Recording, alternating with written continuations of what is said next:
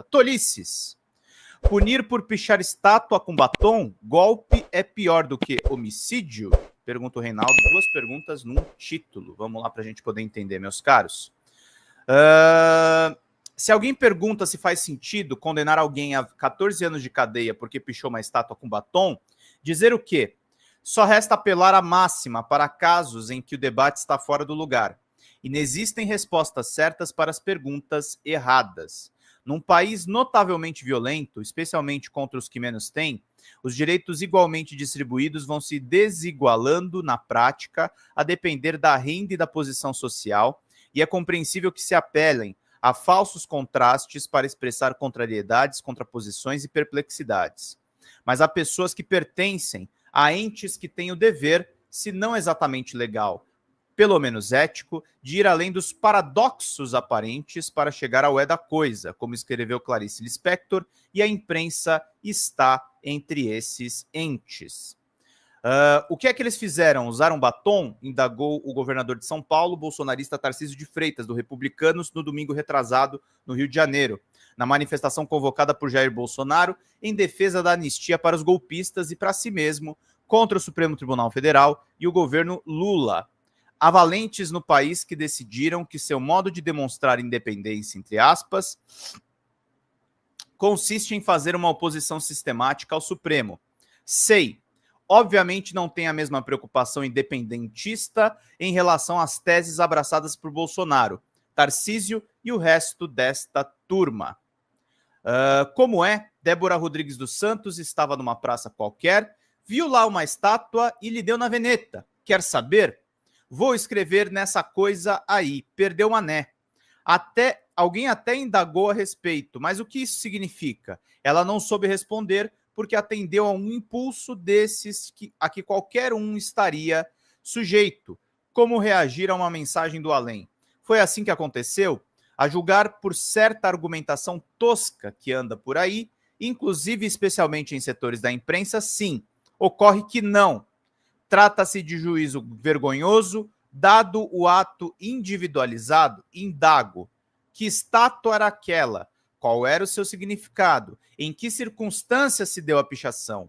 O que tal senhora fazia naquele local? Que relação a sua conduta, comprovada e inequívoca, tinha com os eventos daquele dia? Por que aquelas pessoas estavam lá? Qual o sentido daquela frase? O ataque às respectivas sedes dos três poderes foi brutal. A suposição de que se tratou de uma irrupção sem nenhuma organização e sem conexão com a tramóia golpista já foi devidamente desmoralizada pelos fatos. Alguns dos figurões da intentona mal-sucedida tinham contato direto com os acampados e suas lideranças, e nesse contexto, o batom na estátua entra como um emblema dos eventos daquele dia. E não por acaso era um também emblema do judiciário que se estava conspurcado. É uma estupidez, uma aberração e uma agressão à democracia e independência do poder judiciário que se resume um episódio ao batom em uma estátua. Ah, mas a pobrezinha, mãe de 2 crianças, nem sabia direito a importância daquilo tudo que estava fazendo. É mesmo? Vale lembrar, o ministro Roberto Barroso, presidente do Supremo Tribunal, estava em Nova York no dia 15 de novembro de 2022, quando foi importunado por um bolsonarista que filmava num celular. Incomodado, o ministro respondeu: perdeu, mané, não amola. Era o mês em que a conspiração golpista fervia. O perdeu, mané, entre aspas, na estátua que simboliza a justiça e o próprio tribunal, tornou-se, dado o contexto, uma espécie de retaliação, de anúncio revanchista. O mané ali era o tribunal, era a justiça, era o Estado de Direito. A autora da mensagem, embalada por outros golpistas, desafiava a institucionalidade. Vocês todos perderam, nós ganhamos, tanto é assim que nós estamos aqui. Quebramos tudo e agora vamos deixar uma mensagem para os legalistas que acabamos de derrotar. Perdeu, mané. Ah, mas se trata de uma cabeleireira. E daí? Isso deveria nos dizer alguma coisa? Ao escolher o alvo, Débora sabia o que estava fazendo, não sabia? Afinal, aquela pichação em si, mais do que o ataque a outras obras de arte e a depredação das instalações e dos móveis, indicava que a pretensão era não apenas derrubar o presidente, mas caçar também a autoridade do Supremo, coisa que Bolsonaro procurou desde o primeiro dia de mandato. Vamos lá, meus caros, minhas caras. Perdeu Manuela, né? Pois é. É um vexame que se queira reduzir. Vamos lá, gente. Vamos contribuir no Superchats. Vamos contribuir no Pix. Vamos ajudar aqui a live a continuar existindo. A gente precisa muito da ajuda de vocês. Mandar um abraço para o José Maria Schemer. Para muitas pessoas aí que estão nos acompanhando. Muito obrigado pela presença de todos vocês. Diana Silva, bom dia. Mandando bom dia para os democratas. É um vexame que se queira reduzir a agressão às instituições a escrever com batom numa estátua. Eu me fiz jornalista no período da redemocratização, diz o Reinaldo Azevedo, com uma imprensa comprometida com as liberdades públicas e com os direitos fundamentais.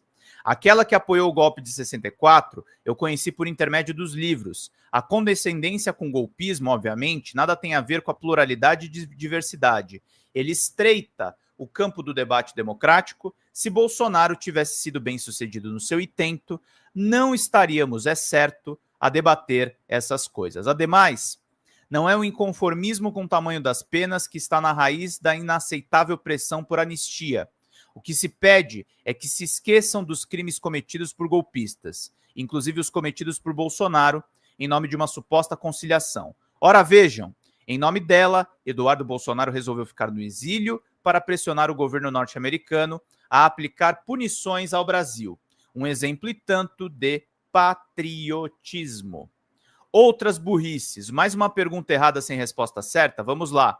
Faz sentido que um golpista tenha pena superior à aplicada a um homicida? Resposta óbvia. Só um minutinho, gente. Esqueci o despertador aí.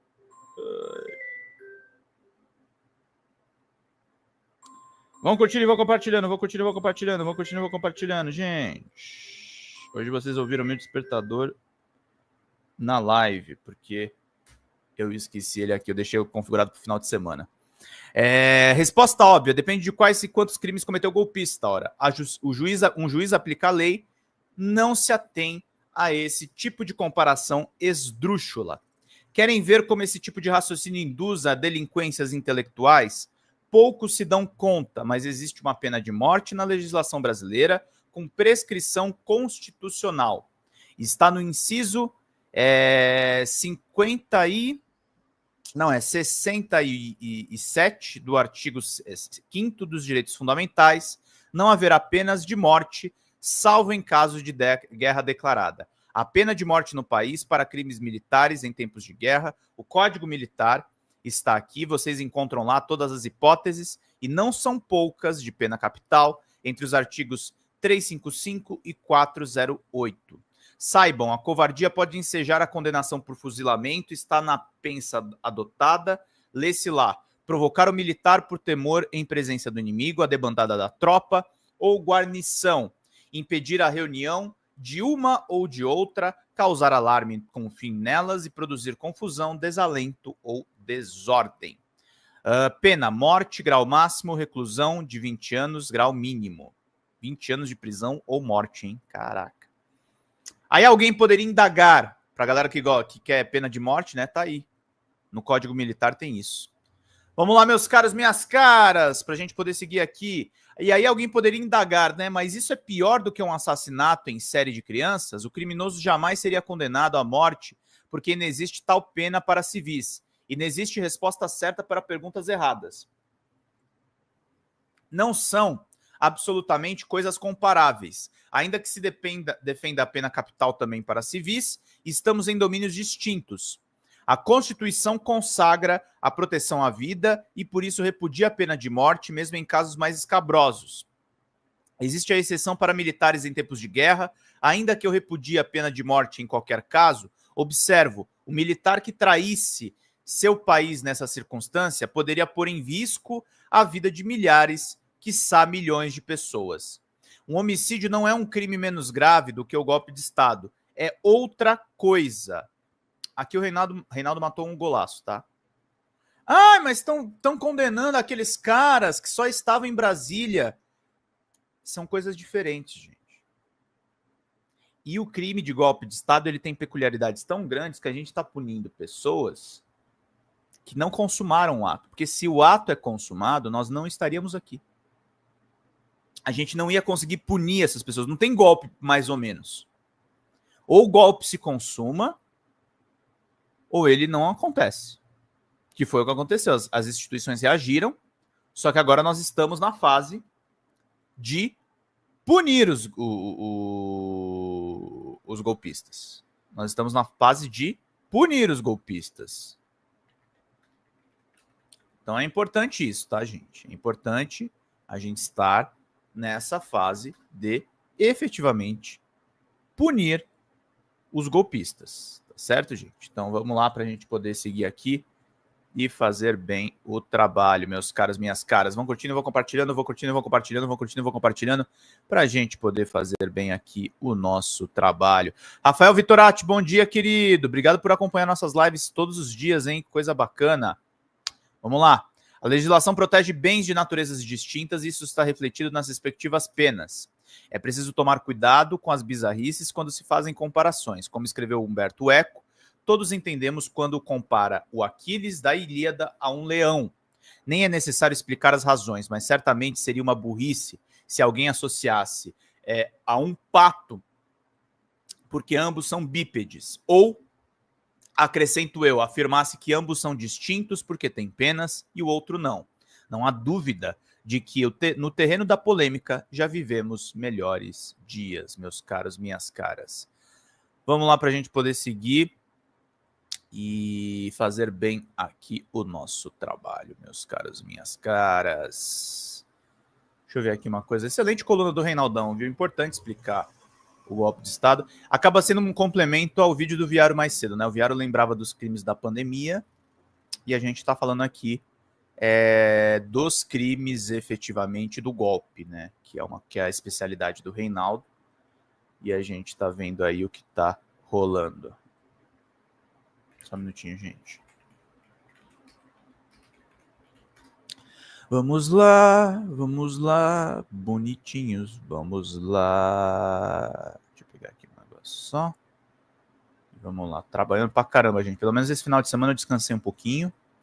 Por isso que eu tô aí mais disposto aí com vocês. Mas precisando aí sempre, gente. Fala, pessoal da Folha Democrata. Aqui é Pedro Zambarda, editor do canal. Falar um pouquinho a respeito da necessidade de vocês financiarem a Folha Democrata, gente. A Folha Democrata é financiada através de um Pix chamado Folha Democrata, é o endereço do Pix, né? folhademocrata@gmail.com. Nós precisamos do nosso jornalismo financiado por vocês que são do nosso público, porque nós passamos vários perrengues aqui com o YouTube, vocês sabem muito bem. E mesmo assim, graças a essa comunidade muito unida, a gente conseguiu fazer lives históricas, acompanhar praticamente ao vivo a campanha do Guilherme Boulos, trazer informações exclusivas a respeito de Gustavo Gayer, de Olavo de Carvalho, de todos os bolsonaristas, combater as fake news e tudo o que a gente acompanha. Por R$80 no nosso Pix você ganha um curso de roteiro para série, o que é muito importante se você é artista, roteirista, se você lida com essas práticas da economia criativa. Outra forma de você colaborar também é se tornando membro aqui do nosso canal. Isso é muito importante para você fazer as suas atividades por aqui, porque você tem acesso a vídeos exclusivos e nós temos um curso de jornalismo básico para você poder acompanhar a partir de R$5, que é ministrado por mim. A gente tem aí quase uma dezena de aulas e muito conteúdo para você poder acompanhar. Meus caros, minhas caras, financiem o jornalismo independente, financiem o jornalismo que se posiciona à esquerda, financiem o jornalismo na internet, que traz informações confiáveis, checadas, que cruza informações e que trata você, que é o nosso público, de uma maneira muito séria. Vida longa e próspera, gente. Cuidem dos seus. Até mais. Tchau, tchau.